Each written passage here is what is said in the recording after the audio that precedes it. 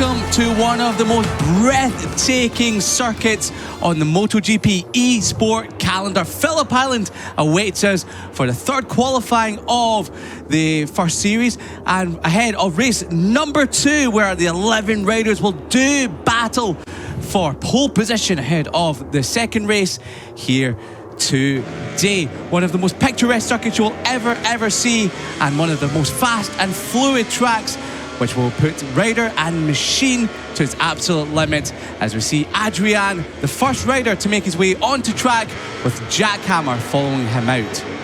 Yeah, it's a real rivalry that we're seeing rekindled here between Jackhammer and Adrian, as they look to establish themselves in the 2024 MotoGP eSport Championship. They do indeed. A couple of our champions on track together, and the other one goes out a little bit later on. But we're watching a rider that in practice so far around Phillip Island has been well and truly in song with this Australian circuit. Davide Teresi on the Aprilia RSGP 24 makes his way around on the first lap. And we're watching Piero Ricciuti on the number 5 LCR Honda eSports team. So the Italian rider on number 5, hoping for maybe his first pole position of the season so far. So Ricciuti is well and truly on that magnificent Castrol Honda machine, with Deepo Akbar, the Gresini Racing MotoGP rider, just trailing him around this first lap at Phillip Island. The Indonesian rider made his debut in the eSport back in Mandalika for the Tissot Sprint, and well, he's now gaining even more experience with these riders, and some of them have been here since the very beginning. And there is Deepo Akbar, face full of concentration as he now begins the ascent on the Phillip Island circuit as he tick across the line for his first flying lap of this glorious Australian track. Yeah, absolutely. Deepo Akbar is one to watch as we get underway here in Phillip Island. And we've got almost saved it. Ricciuti really did struggle to hold that one up, so he's just gone off at the southern loop there. The LCR Honda rider has gone down, but that won't dent his confidence too much, as he'll be back on board that machine very shortly. But we're watching the other Honda. This is the Repsol Honda Gamer of Adrian with Jackhammer, your series champion from 2023, well and truly in his wheel tracks through the hayshed up towards Lucky Heights we go. Adrian, we've seen so much throughout the practice in Phillip Island that is incredibly fast through sectors 1, 2 and 3, but it's just maybe sector 4 corner where he struggles a little bit. It is, he'll be desperate to add to his tally of poles. He would become the gamer with the most poles should he achieve it here. He's currently on 12. Can he make it 13 here in Australia? Which would be quite incredible from our series champion from 2023. So coming across the line for lap number 1, it is Adrian with a 24.1, but that's bettered by Daniele Aloe on the Ducati Lenovo factory team with a 24 dead. So the Italian rider wants a brace of pole positions ahead of the first round of the series. So there is Daniele Aloe, very cool, calm and collected, eyes of steel from the young Italian on bike number 23, really not showing any kind of emotion, just full focus as he's tackling this 12 corner Phillip Island circuit. Yeah, he couldn't be any more concentrated as he looks to paint Australia red, and it looks like he's very much on course to do so. Currently with a time of 1:24.082. That's not a bad time to get going with. It's an incredible lap time off the bat. However, they're not done yet, because the sectors are lighting up like a Christmas tree. Red sectors everywhere with Adrian Jackhammer, your series champion from 1 year ago. He's now closed in on Adrian a little bit on this lap, down towards MG to go later in the brakes, brilliantly using the curb to get around that right-hander. Across the curb to go, penultimate corner into turn number 12 before we power down the home straight. We're back on board with Adrian. We're watching the top 2. And will it be top spot for Adrian? Coming across the line, the 2-time champion, he goes pole. What a time, a 23.8. That's 300ths of a second faster than Jackhammer behind, and he's lost the front. Down goes Adrian. I think Jackhammer might have fallen him down at Doon corner. So The top two have gone down at turn number 1. We're back with Balducci. He comes across the line, personal best sectors through the first 3. Across the line he comes and slots into 7th. Good lap time there from the Italian. Yeah, we're seeing our first glimpses really of what Flavio Baldacci is capable of, and he's shown some very promising signs so far in the 2024 MotoGP eSport Championship. And he's just gone down. Commentator's curse. Commentator's curse. Flavio, I am sorry. I will not make any comment. Yeah, he might be having a word with you at the Milan Games weekend a few weeks' time after that one. But for the time being, there's another Italian we're watching, because Daniele Aloe, who was our pole sitter for a couple of minutes, has been shuffled back to the second row and 4th spot. But fastest through sector 1, fastest through sector 2, down towards sector 3 we go. And it looks like the lap time may have just gone away for the Ducati rider. Yeah, it just slipped away from him there, but he had previously set the fastest first sector time, and we know very much what he's capable of. He just needs to be precise throughout the entirety of a lap.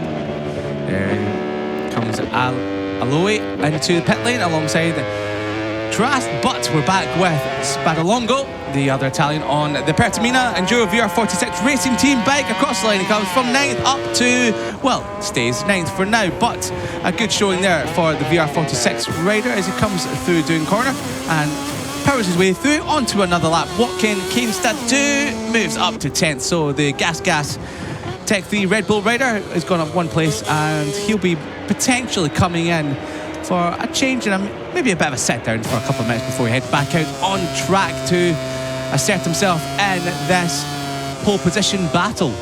Yeah, and here we are with Ty Sox, the first Portuguese in the MotoGP eSport Championship. He's currently in P5. Is he going to be able to better that? He's still got plenty of time to do so as he comes through the corner. Oh, look, he's very precise there. Absolutely brilliant from Ty Sox. As you said, quite rightly, the rookie Portuguese rider, potentially the first Portuguese rider to take pole position, probably not on this lap. However, this is a great showing from the Portuguese in 5th, middle of the second row, as Ricciuti has crashed it once again. We're back with Spadalongo. Through the penultimate corner, he comes now on the VR46 GP23 Ducati into the final corner. The left-hander takes forever before you have to get back on the throttle, but clean and concise out of the final corner. Down the straight we go. Will he be making progress? Yes, he will. He goes from 9th up to 2nd, heading the 3rd row of the grid, as we're back with Adrian, who's now chasing. I think he was chasing Teresi, but I'm not quite sure. Yes, he is. He is chasing the Aprilia RSGP24 of Teresi. So Teresi in 3rd, but Adrian for now is your current pole sitter with just under 7 minutes to go.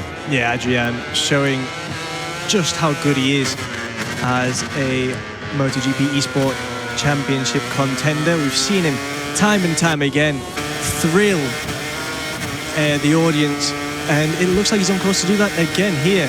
Hopefully for him from pole. It will be indeed. It'll be a great pole position potentially in the offering for Adrian. However, with 6.5 minutes remaining, it's not all said and done, as we see Daniele Aloe lighting up the first sector once again.